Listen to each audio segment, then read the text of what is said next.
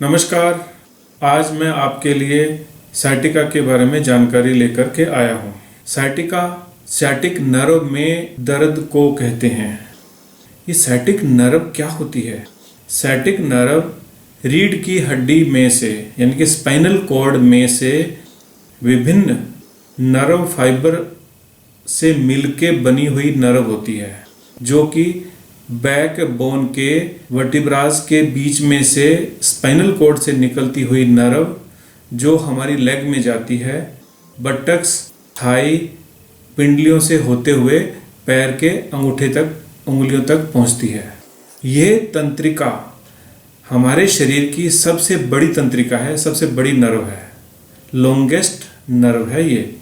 इस नर्व में या नर्व के एरिया में पेन हो जाने की इस कंडीशन को साइटिक पेन कहते हैं। यह कंडीशन अपने आप में कोई रोग नहीं है, यह एक लक्षण है। वो कारण जो इसे दर्द के लिए मजबूर कर देंगे, हम उनकी बात करेंगे। ये लक्षण, ये पेन बहुत ही तेज दर्द होता है और साइटिक नर्व का पेन बैक बोन से निकल के बटक्स, थाइज, पिंडली से होता हुआ हमारे पैर के अंगूठों तक पहुंचता है। रेडिएटिंग पेन होता है, लहरों की तरह ये पेन नीचे की तरफ आता है। खिंचने जैसा, जलने जैसा, शूटिंग टाइप का पेन होता है। पेन लगातार रहेगा जरूरी नहीं है। किसी व्यक्ति को लेटने में, किसी को खड़े रहने में, किसी को चलने में, किसी को झुकने में ये पेन हो सकता है। पेन से आराम लेने के लिए अलग अलग व्यक्ति अलग अलग कंडीशन को अपना सकते हैं अपने नर्व के पेन के अकॉर्डिंग।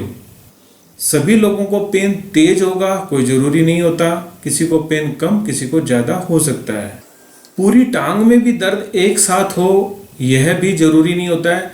किसी को पिंडली में दर्द है, किसी को केवल जांघ तक दर्द है, किसी को बैक और बटक रीजन में पेन हो सकता है। Pen most of the times एक साइड में ही होता है। अगर दोनों साइड में हो जाए तो यह बहुत ही गंभीर कंडीशन को इंडिकेट करता है।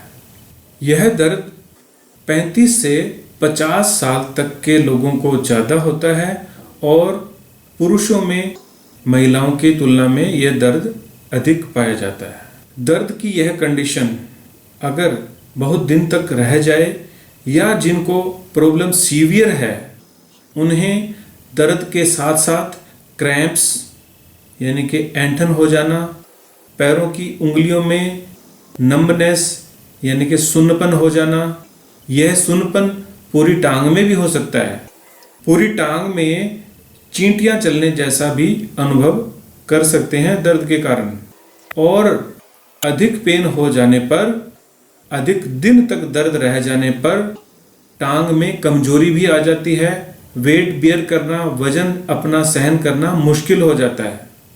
कंडीशन के और ज़्यादा एडवांस हो जाने पर यूरिन और स्टूल के कंट्रोल में दिक्कत आ जाती है। इनकॉन्टिनेंस भी उनको फील होने लग जाती है।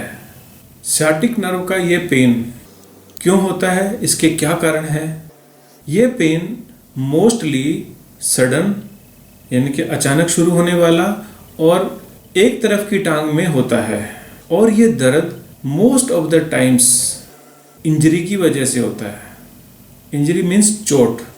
किसी भी व्यक्ति को वजन उठाते समय, कोई चीज़ खींचने या धकेलने के समय, एक्सीडेंट से गिरने के कारण, मोटरसाइकिल या ऑटो, ट्रैक्टर जैसी सवारी कर जाने पर, खेलने के दौरान चोट लग जाए, धक्का लग जाए, वजन उस पर गिर जाए, वो व्यक्ति स्लिप होके गिर जाए, किसी भी कारण से टर्निंग, ट्विस्टिंग हो जाए और हो जाने के कारण जब स्लिप डिस्क हो जाती है या हर्निएशन ऑफ डिस्क हो जाती है तब नर्व पे दबाव आ जाता है और वहाँ से निकलती हुई नर्व पे दबाव किसी भी कारण से आया तो दर्द निश्चित ही हो ही जाएगा।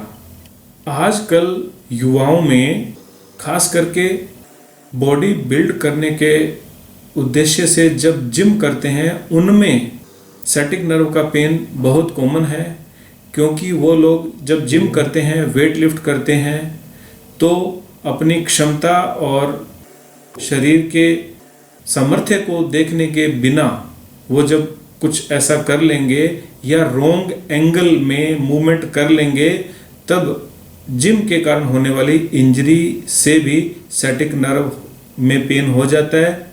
इसको हम ये भी कह सकते हैं कि हर्निएशन ऑफ डिस्क या स्लिप डिस्क हो जाता है। कभी कभी तो सिंपल खांसने या छींकने मात्र से यह पेन हो जाता है।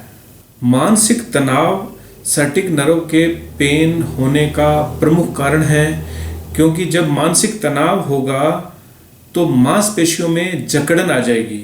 जो मांसपेशियों की जकड़न है वो वहाँ से जो वर्टिब्राज के बीच में से निकलने वाली नर्व है उस पे दबाव का कारण बन जाता है। हमारी बैकबोन का ये लोअर हिस्सा यह बहुत ज़्यादा सपोर्टेड नहीं है, केवल बैक की मसल्स और पेट की मसल से ही इसको स्ट्रेंथ मिलती है। यहाँ पे इंजरी और खिंचाव होने के चांसेस बहुत ही कॉमन होते हैं, इसीलिए सैटिक नर्व का पेन एक कॉमन समस्या है। तो मानसिक तनाव के कारण मांसपेशियां प्रॉपर रिलैक्स नहीं हो पाती हैं और उनमें कोऑर्डिनेशन नहीं रहेगा, उसके कारण स्लिप डिस्क और हर्निएशन ऑफ डिस्क कॉमन समस्या है। हड्डियों और जोड़ों से संबंधित जो तकलीफ़ें हैं वो भी सैटिक नर्व के पेन का कारण बनते हैं। उनमें स्पॉन्डिलोसिस अर्थात lumbar spondylosis, spinal stenosis, bone का स्पर हो जाना यानी कि बोन की ग्रोथ हो जाना, डीजेनरेटिव चेंजेस हो जाना, ओस्टियोआर्थराइटिस के कारण भी यहाँ की नर्व पे जब दबाव आएगा तो पेन हो सकता है। एक कंडीशन होती है जिसका नाम है पेरिफॉर्मिस सिंड्रोम। पेल्विक रीजन में एक मसल होता है, उस मसल के पास में से यह नर्व सैटिक नर्व गुजरती है। खास करके वो लोग जो अपनी पैंट के बैक पॉकेट में पर्स रखते हैं और वो पर्स अगर भारी है, मोटा है, उन्हें उसी के साथ में रहना, चलना, बैठना रहता है, उस मसल पे दबाव आता है और सैटिक नर्व में पेन उन लोगों को हो सकता है। इस वजह से भी सैटिक नर्व की अपनी सूजन यानी कि नर्व का सूज जाना और पेल्विक इन्फ्लामेशंस, पेल्विक मीन्स नीचे के इस पेल्विक रीजन में जब कोई ट्यूमर हो जाए, गांठ हो जाए, उसके कारण या फिर कैंसर जैसी समस्या के कारण भी सैटिक नर्व में पेन होता है। और जब दोनों तरफ बराबर टांगों में पेन जाए तो कारण गंभीर होते हैं। वो स्पॉन्डिलोटिक चेंजेस, ओस्टियोआर्थराइटिक चेंजेस और कैंसर उनका कारण होता है मोस्ट ऑफ द टाइम्स। जो लोग मोटे हैं यानी कि ओबेसिटी, ओवरवेट, खास करके जिनका पेट बढ़ा हुआ है, जो लोग स्मोकर हैं, जो डायबिटिक हैं, फिजिकल एक्टिविटी जिन लोगों की बहुत ही रिस्ट्रिक्टेड है, कम है, बहुत ज़्यादा सोने वाले लोग, उनको भी सैटिक नर्व का पेन होने के चांसेस बढ़ जाते हैं। रोंग पोस्चर में बैठना, रोंग मैट्रेस का यूज़ करना, अगर आपका सोने का गद्दा, बिस्तर बहुत हार्ड है तो भी गलत, अत्यधिक सॉफ्ट है तो भी गलत। इस तरह के मोटे, ज़्यादा स्पंजी मैट्रेसेस जब आप यूज़ करते हैं तो सैटिक नर्व के पेन होने के चांसेस को बढ़ाते हैं। पोस्चर की अगर और बात करें, हमारे खड़े रहने का, बैठने का एक पर्टिकुलर पोस्चर होना चाहिए। हम देखते हैं कि हम कैसे ही बिस्तर पे लेट के टीवी देखते हैं, हम खड़े रहते हैं तो पैर हमारे बैलेंस में नहीं होते हैं, हमारे पैर आड़े तिरछे, एक वजन ज़्यादा झेल रहा है पैर, दूसरा लेग पे कम वजन है। ऐसी कंडीशन में भी सैटिक नर्व होने के चांसेस बढ़ जाते हैं। हम लोग आजकल घंटों घंटों ऑफिस में बैठ के काम करते हैं, खास करके जिन लोगों को आगे की तरफ झुक के काम करना होता है लैपटॉप वगैरह पे, उनके भी बैड पोस्चर की वजह से रीढ़ की हड्डी का जो एक सामान्य कर्व है जिसे लंबर लॉर्डोसिस कहते हैं, वो डिस्टर्ब हो जाता है। कर्व डिस्टर्ब हो जाने से उनकी बैक सीधी स्ट्रेट स्पाइन हो जाती है। ये स्ट्रेट स्पाइन होने की वजह से भी साइटिक नर्व पे प्रेशर आता है और साइटिका के पेन को जन्म दे देता है। पेन ज़्यादा दिन तक रह जाए या कंप्रेशन ओवर द नर्व बहुत ज़्यादा है, नर्व पे बहुत अधिक दबाव है, तो आपको पैर में नंबनेस, चींटियाँ चलने जैसा, उसमें स्ट्रेंथ की कमी हो जाना, यूरिन और स्टूल पे कंट्रोल कम हो जाना, अपने आप से यूरिन या स्टूल निकल जाना या रिटेंशन हो जाना, ये सब अलार्मिंग साइंस हैं। अगर पेन दोनों टांगों में है तो ये भी अलार्मिंग साइन है। ऐसा होने पर तो जरा भी नेग्लिजेंसी नहीं करनी चाहिए, तुरंत डॉक्टर को कंसल्ट करना ही चाहिए। क्योंकि बहुत लोग हल्के पेन को इग्नोर करते हैं, तकलीफ बढ़ जाती है, तब वो इसके लिए अवेयर होते हैं। तकलीफ को शुरू में ही पहचान के उसके उपाय करो, नहीं ठीक हो डॉक्टर को दिखाओ। और डॉक्टर आपका एक्सरे करेंगे, आपका सीटी स्कैन करेंगे, एमआरआई भी की जा सकती है, और सिंपल क्लिनिकली एक टेस्ट होता है जिसे कहते हैं स्ट्रेट लेग राइज टेस्ट। इसमें पेशेंट को लेटा करके उसकी टांग को उठाया जाता है। 30 से 70 डिग्री तक उठाने के समय अगर पेन हो रहा है तो यह साइटिका का एक इम्पोर्टेंट लक्षण है। आजकल हम लोग इससे कन्फर्म नहीं करते क्योंकि लोगों की फिजिकल एक्टिविटी कम हो गई है, बॉडी में रिजिडिटी काफ़ी ज़्यादा है। तो ये रिजिड बॉडी होने से उनके ये टेस्ट फॉल्स भी पॉजिटिव आ जाता है। हम इस पे रिलाई नहीं करते हैं, लेकिन हाँ, अगर ये है तो सोचना जरूर हो जाएगा कि पेशेंट को साइटिक नर्व में प्रॉब्लम है। कोई भी रोग अगर हो जाए तो इलाज करना होता है, लेकिन हमारी समझदारी इसी में है कि हम रोग को होने से पहले ही होने से रोकें। अगर हम रोग को रोकना चाहते हैं तो हमें अपनी बॉडी का इस्तेमाल सूझबूझ से करना चाहिए। बॉडी का इस्तेमाल सूझबूझ से करने का मतलब, कोई भी काम कर रहे हैं आप, खेल रहे हो, खड़े हो, चल रहे हो, झुक रहे हो, वजन उठा रहे हो, जिम कर रहे हो, अवेयर होके करो। कहीं पे माइंड, कहीं पे काम, ऐसा नहीं करना चाहिए। अपनी बॉडी को पहचानो कि ये कितना वजन उठा सकती है, उतना ही वजन उठाओ। अगर आप कोई वजन उठा रहे हो, कोई चीज़ को पुश या पुल कर रहे हो, अपनी क्षमता के अनुकूल ही करो। एक साथ मुड़ना और झुकना दोनों एंगल नहीं बनने देना चाहिए। ये मुख्य कारण होता है स्लिप डिस्क हो जाने का। आप झुक भी रहे हो और मुड़ भी रहे हो तो स्लिप डिस्क होने के चांसेस ब्राइट हो जाते हैं। अगर आप जिम करते हो, खेलते हो या कुछ भी ऐसा करते हो जिसमें बॉडी को ताकत लगानी पड़ रही है, उससे पहले आपको वार्म अप होना चाहिए, स्ट्रेचिंग करनी चाहिए और अपने कैपेसिटी के अकॉर्डिंग धीरे धीरे बढ़ाते हुए वेट वगैरह लिफ्ट करना चाहिए। अपने पोस्चर का भी ध्यान रखें। जब खड़े हो दोनों टांगों पे बराबर वजन रहना चाहिए। आप लगातार खड़े नहीं रह सकते तो फोर्सफुली नहीं खड़े रहना चाहिए। अगर आप बैठ के घंटों तक काम करते हैं तो आपकी टांगों के नीचे फुट रेस्ट होना बहुत ही आवश्यक होता है। लेग्स हैंगिंग नहीं रहनी चाहिए। वजन उठाते हो तब भी आप अपनी कमर का प्रयोग ना करो, अपने घुटने का प्रयोग करते हुए वजन को उठाइए। झुकना वजन के साथ या वजन के साथ झुके हुए से सीधा होना, उस समय बहुत ही सावधानी और अवेयर रह के करना चाहिए। बैठने के समय आपकी फुल बैक हाइट की चेयर होनी चाहिए और उसको पूरा रेस्ट मिलना चाहिए अपनी बैक को। बैक सीधी रहे, बहुत फ़ायदा रहता है। कमर सीधी रहनी चाहिए, झुक के लटक के से नहीं बैठना चाहिए। अगर आप अनसपोर्टेड बैक के साथ, जैसे स्कूल्स वगैरह के जो डेस्क होते हैं उन पे बैठते हो, तब आपको सीधी कमर करके ही बैठना चाहिए। अपना मैट्रेस चुनते समय बहुत ही सावधान रहें। वो बहुत हार्ड नहीं होना चाहिए, बहुत सॉफ्ट नहीं होना चाहिए। आजकल बहुत अच्छी क्वालिटी के गद्दे आने लगे हैं जो आपकी बैक की केयर के लिए बहुत फ़ायदेमंद है। गेम्स के दौरान, जिम के दौरान, वेट लिफ्ट करने के दौरान आप माइंड में तनाव ना रखें, रिलैक्स और प्रसन्न मन से अपना वो काम करें, अपनी क्षमता के अनुकूल करें। स्ट्रेस नहीं होगा तो मसल पुल नहीं होंगे, हर्निएशन ऑफ डिस्क या स्लिप डिस्क से भी आप बचेंगे और सciatica से भी आप बचेंगे। अपना वजन कंट्रोल रखें। ओबेसिटी अपने आप में एक बहुत बड़ा कारण है। डायबिटीज़ को कंट्रोल रखें।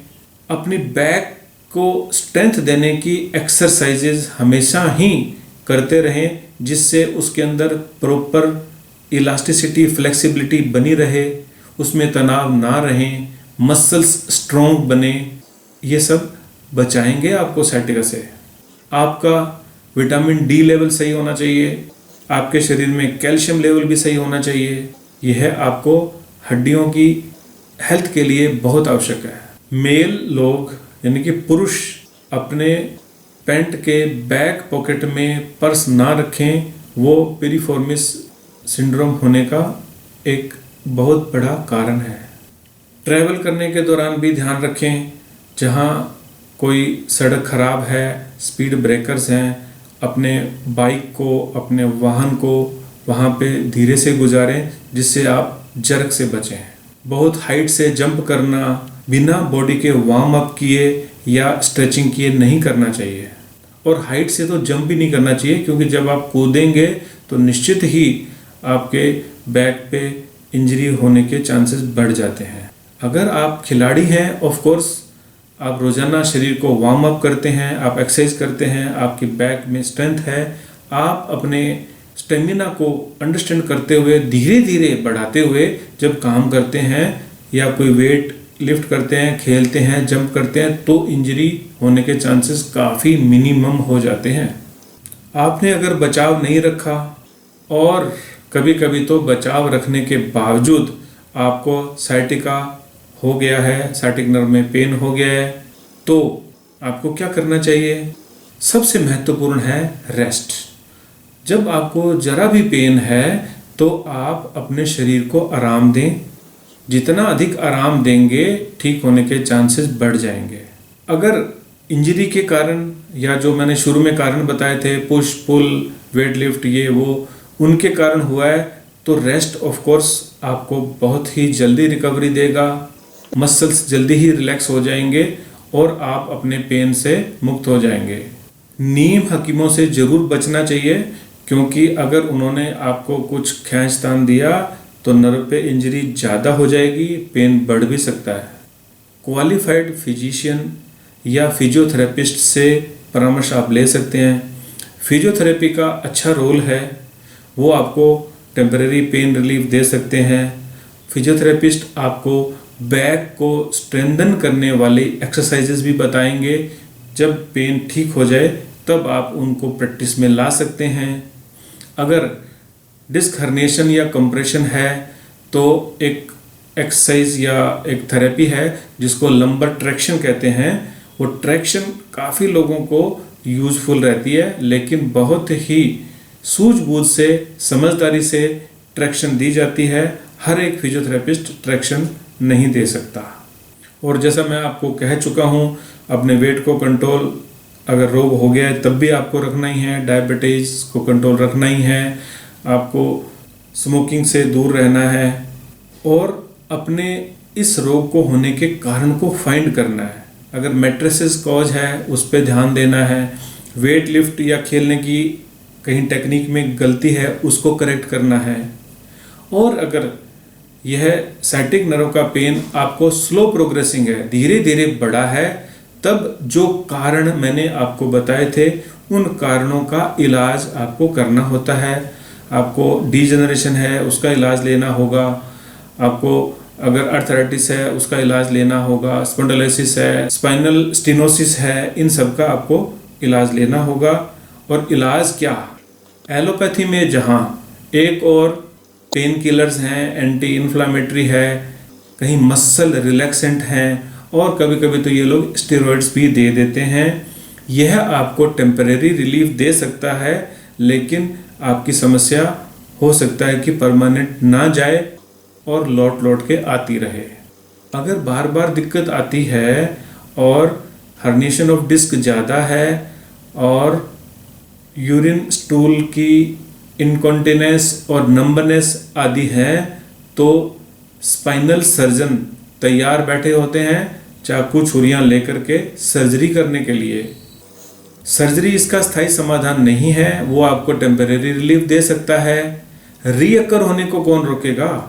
जब रोग वापस से आएगा उसे तो कोई सर्जरी नहीं रोक सकती ना। तो आपको बिना सर्जरी के ठीक होने का प्रयास करना है और अपनी बैक को स्ट्रेंथ देनी है, मसल्स को स्ट्रेंथ देनी है। ऑपरेशन के बाद कभी कभी तो परमानेंट नंबनेस यानी कि सुन्नपन टांग का बना रह सकता है और कभी कभी यूरिन और स्टूल की इनकॉन्टिनेंस यानी कि पेशाब और लैट्रिन का कंट्रोल खत्म हो जाएगा सर्जरी के बाद, ऐसा संभव है। यह भी एक कारण है कि आपको कोशिश करनी है बिना सर्जरी के ठीक होने की। साइटिक नर्व के इस पेन में आपको कोई भी योगा या ऐसी कोई एक्सरसाइज नहीं करनी जिससे आपका पेन 1% भी बढ़ने जैसा लगे। ऑफ कोर्स जब आप ठीक हो, पेन किलर लेके नहीं। खास करके पेन किलर लेना तो डेंजरस है इस रूप में भी कि आपने सोचा कि दर्द ठीक हो गया और आप अपनी बैक की मूवमेंट्स कर रहे हो और करने से जो नर्व है साइटिक नर्व उस पे इंजरी बढ़ सकती है और आपको नुकसान हो सकता है। तो पेन किलर खा करके मोबिलिटी करना अपने आप में डेंजरस है। जब आपको पेन नहीं है, नेचुरली नहीं है, अपने आप से ठीक हैं और आपकी टेंडेंसी है कि ये आपको बार बार हो रहा है, योगा भी आपके लिए बहुत लाभदायक सिद्ध हो सकता है। कुछ योगा पोस्चर्स हैं जिनके बारे में मैं संक्षेप से बताऊंगा, क्योंकि अगर डिटेल बताऊंगा तो वीडियो काफ़ी लंबा हो जाएगा। यह योगा आपकी बैक को स्ट्रेंथ देंगे, बैक के मसल्स को इलास्टिक बनाएंगे, उनके अंदर स्ट्रेंथ पैदा हो जाएगी और बार बार साइटिक नर्व के पेन को होने से बचाएंगे। ये योगा में सबसे कॉमन और साधारण योग है वज्रासन।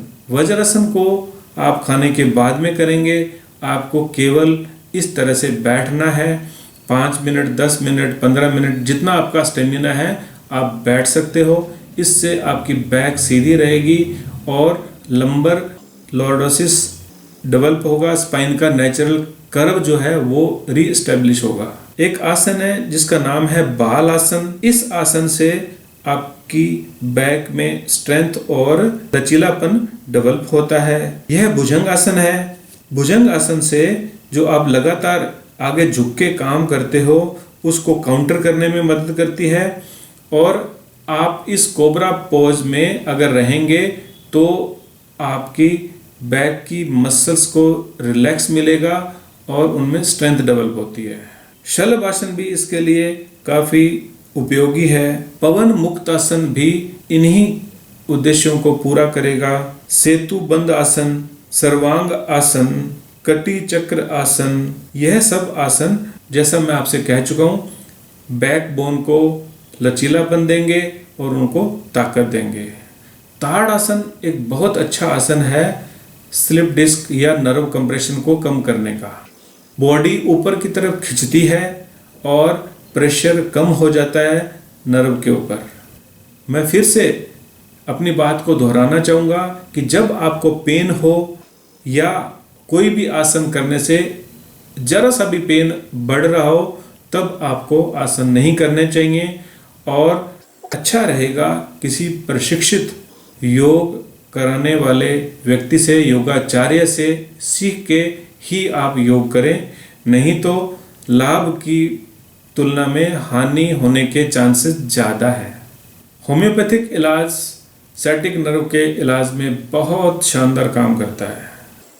मैंने अपनी बरसों की प्रैक्टिस में अनेक साइटिक नर्व से पीड़ित लोगों को इलाज दिया है और उनमें से शायद ही कोई हो जिसको आराम नहीं आया हो, सभी लोग ठीक होते हैं।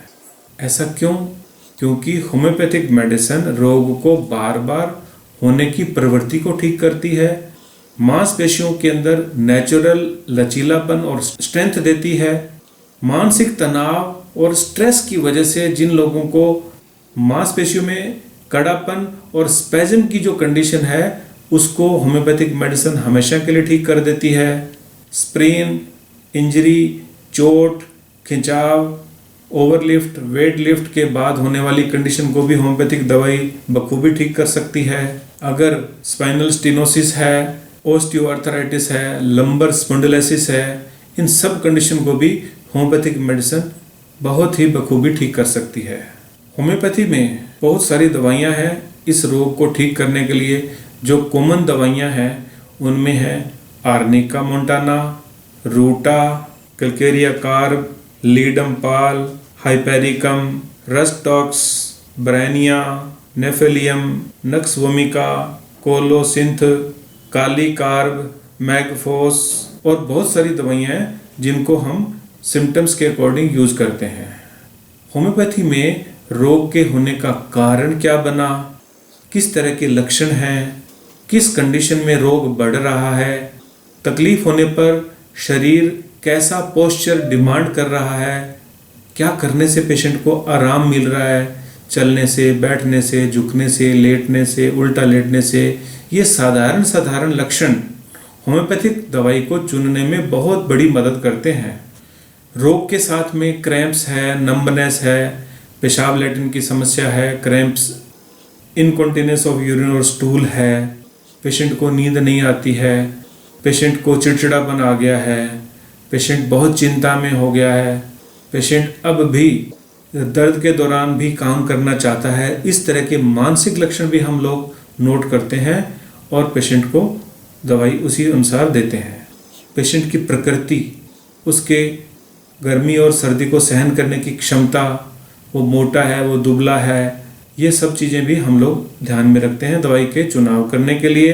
अगर आप सही इन्फॉर्मेशन देते हैं, होम्योपैथी पे भरोसा करके इलाज लेते हैं, तो होम्योपैथिक इलाज सैटिक नर्व के इलाज के लिए बेस्ट ट्रीटमेंट है, इसमें कोई शक नहीं है। आशा है मेरा यह वीडियो आपके लिए लाभदायक रहेगा। आप अपने शरीर का ख्याल रखें, रोग को होने से पहले ही बचाव करें।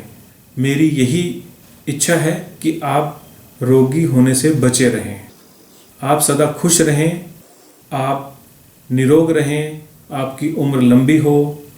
मैं डॉक्टर A.K. लाडूना आपके अच्छे जीवन की कामना करता हूँ। नमस्कार।